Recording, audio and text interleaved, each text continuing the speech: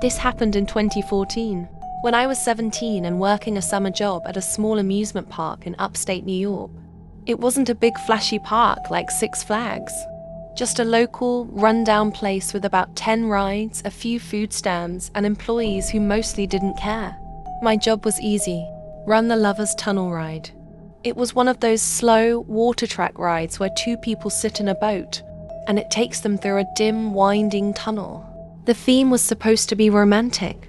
Fake stars on the ceiling, soft music, a few glowing hearts painted on the walls, but it mostly just smelled like mold and cheap perfume. Teenagers used it to sneak kisses. Kids used it to hide from their parents. And weirdos used it for other things. The ride had no cameras inside, just a metal gate at the start, a staff booth with a simple switch panel and an emergency exit midway through the tunnel in case of flooding. That door led behind the food court. Hardly anyone used it. I only ever unlocked it once during training. On a Tuesday afternoon, two people got on the ride that made me pause. It was a girl, maybe 14 or 15, and a man who had to be in his 40s. They didn't talk to each other. They didn't look like they were together. The man paid for both tickets though. When I asked if they were family, the girl looked at me fast, then away again. Didn't say a word. I don't know why, but something about the situation didn't sit right with me. I considered stopping the ride, but I was young and didn't want to risk being wrong. So, I let them through. They boarded the boat, and it drifted into the tunnel. The ride takes about 4 minutes total, but when 6 minutes passed, and they hadn't come out, I started to worry. I hit the intercom. No answer. I waited 1 more minute. Then I shut the ride down and walked the track inside the tunnel. It was dark and damp, the kind of place that feels like it's holding its breath. I walked about 20 feet in and saw the boat, empty, just drifting slowly against the wall. No sign of either of them. My stomach dropped. I turned on my flashlight and kept going until I reached the emergency door. It was slightly open. Now remember, this door never opens unless someone unlocks it from the inside. I radioed security and pushed through. It led to the back alley behind the food stands. Dirty, half abandoned, with dumpsters lined up along the fence. That's when I heard it. A faint voice, crying. The girl was there, alone, behind one of the dumpsters. Her shirt was torn, and she had bruises on her arm. She was shaking, trying to pull herself into the shadows when I approached. I knelt and told her I was here to help. She didn't speak, just pointed to the far end of the alley. I looked, but the man was gone. Police came. The park went into lockdown, but by the time they searched the area, he had completely disappeared. The only footage they found was a grainy shot of him walking toward the tunnel entrance, none of him exiting. Turns out, he'd used the emergency door before. The lock had been broken for months. He knew the layout, knew where it led. That day wasn't his first time in the tunnel. The girl didn't know his name. Said she met him through a friend on an app. He told her they were going to hang out at the park and buy food. Instead, he led her to the ride. He never paid with a card. No ID, no trace. All they ever found was a hotel key in his pocket, dropped somewhere near the dumpsters. The hotel was empty when police arrived. Sheets stripped. I quit the job that same week. They fixed the door, installed cameras, but no one knows how long he'd been doing that, or how many other girls had followed him into that tunnel before her. Some nights, I still think about it. How easy it is to miss signs, and how a place filled with music, lights, and laughter can still hide monsters in plain sight. I used to work at an amusement park when I was 17. It was one of those seasonal ones that popped up in different cities. Nothing fancy, just roller coasters, haunted houses, fried food stands, and people in creepy animal suits trying to entertain kids. I mostly worked at the concession stands, but one night the supervisor asked if I could cover for someone in costume. The usual guy who wore the fox mascot had called in sick. All I had to do was wear the suit, walk around, wave at kids, maybe pose for a few pictures. Easy money. The fox suit was disgusting. It smelled like sweat and popcorn, and the inside of the head was damp. But I slipped it on, adjusted the big round head over mine, and stepped into the park. It was around 8:30 p.m., late enough that the crowd was thinning, and most families with little kids had already left. I was supposed to stay out for about 30 minutes, then go back to the employee room. 15 minutes in, I noticed another mascot walking a few feet ahead of me, a bear. But no one had mentioned another mascot being out tonight. I figured maybe it was a last-minute call, like me. So I walked toward him, planning to say something dumb like, "Nice night for a walk, huh?" in my muffled fox voice. But before I could get close, the bear mascot turned a corner behind one of the smaller game booths. When I followed, he wasn't there. Just a dead end behind the booth, trash bins, and a locked maintenance gate. That was weird, but I shrugged it off. A few minutes later, I saw the bear again, this time standing just outside the kiddie roller coaster. He wasn't moving, just standing still facing the ride. No one else seemed to notice. When I started walking toward him again, he turned his head slowly and then walked off into the shadows between two food stalls. I followed again. I don't know why. Maybe it was curiosity. Maybe because I thought it was another employee messing with me. This time, I rounded the corner quickly. He was there, facing me now, still not moving. I waved. "Hey man, you with the park?" No answer, just a slow, creepy head tilt. That's when I noticed something off about his costume. It didn't have the park's logo like mine did. The fur looked matted and darker, dirtier. I took a few steps closer. "You okay?" He suddenly raised a gloved hand and pointed at me. Then he charged.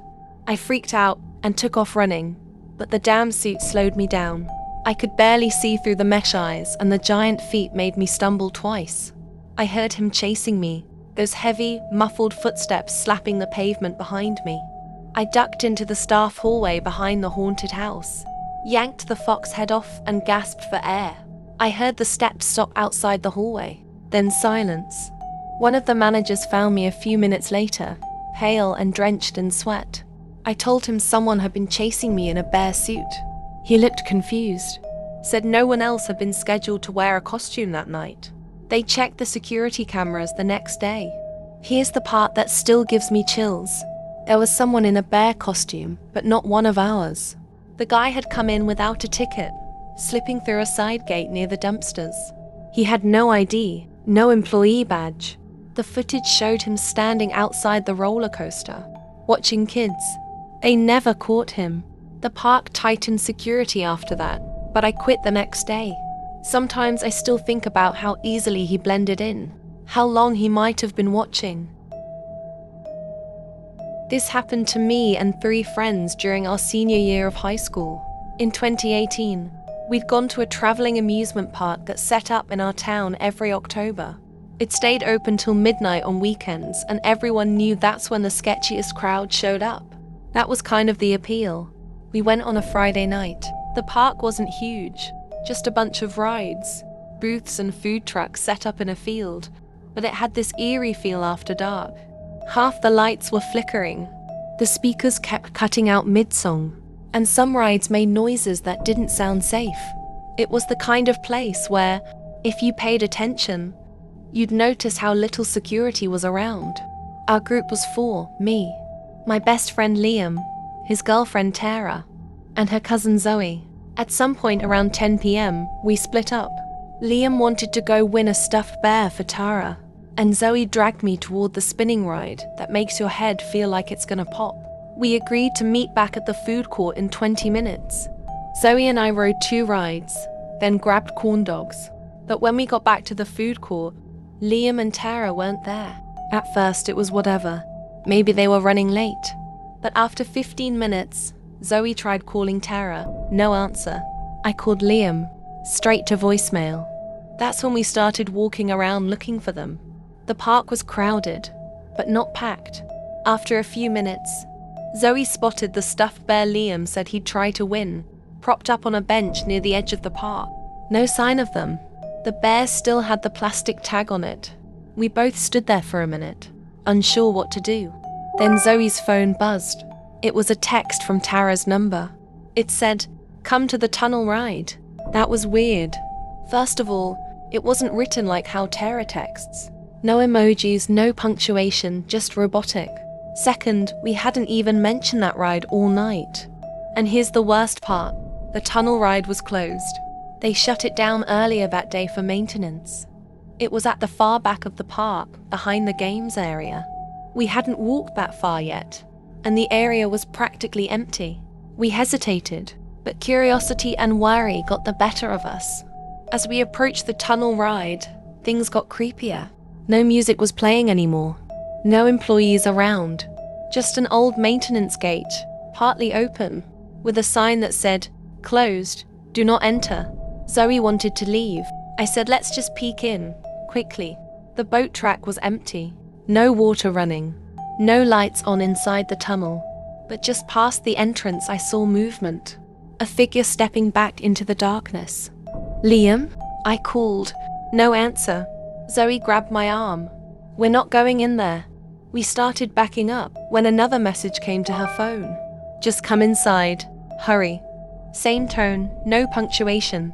And then instantly another one. "He's hurt." Zoe froze. She looked at me, confused and scared. Something was very wrong. I made a quick decision and called the park's emergency line. It was printed on the entrance map. Told them someone might be hurt near the tunnel ride. Security arrived about 5 minutes later. By then, we were standing far back. One of the guards went in with a flashlight. The others stayed with us. They searched the tunnel and surrounding area. They found nothing. No Liam. No Tara.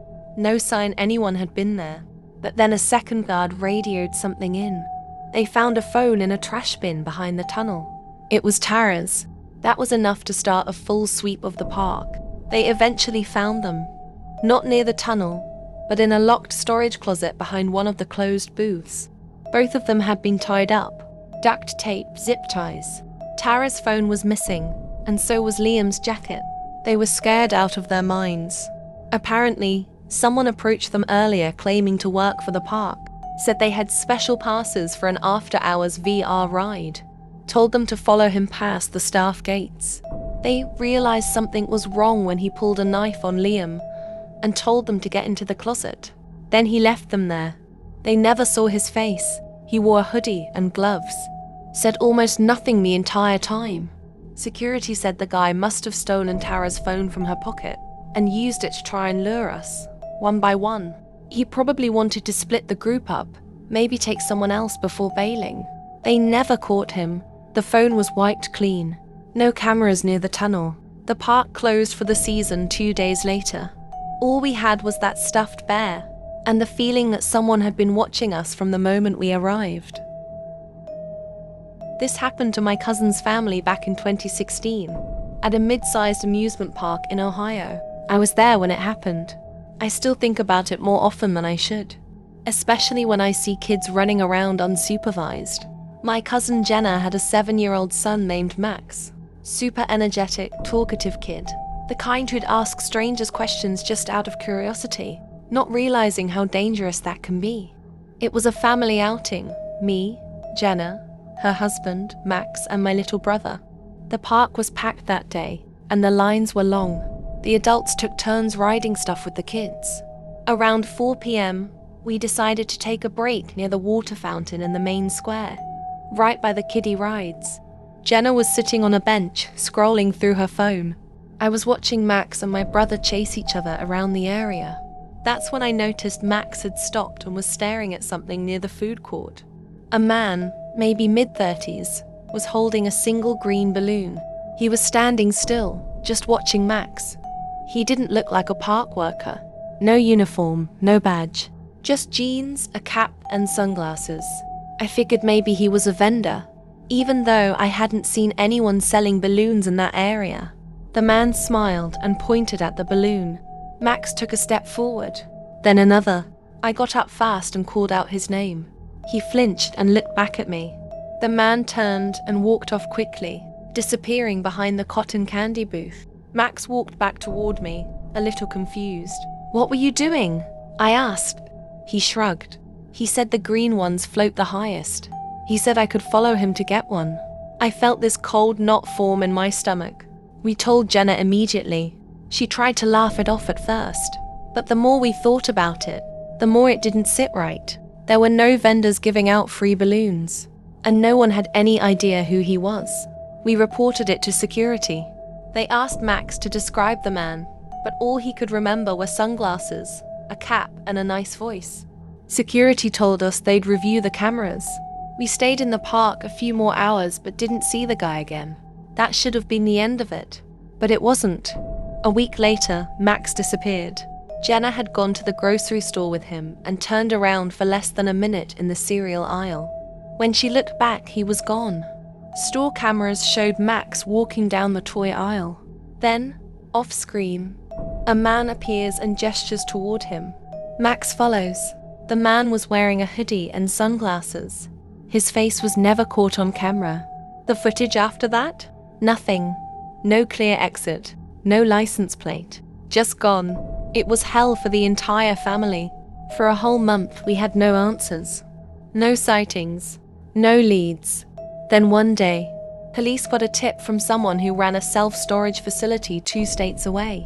They noticed a foul smell coming from one of the units.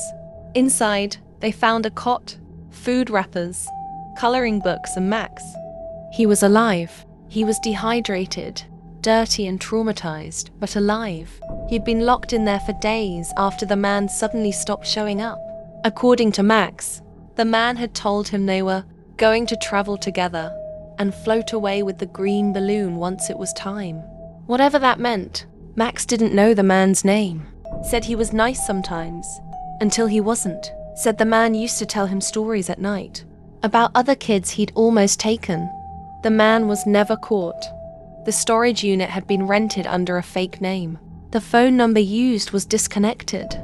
The only thing police found inside, besides Max, was a green balloon half deflated tied to the leg of the cot.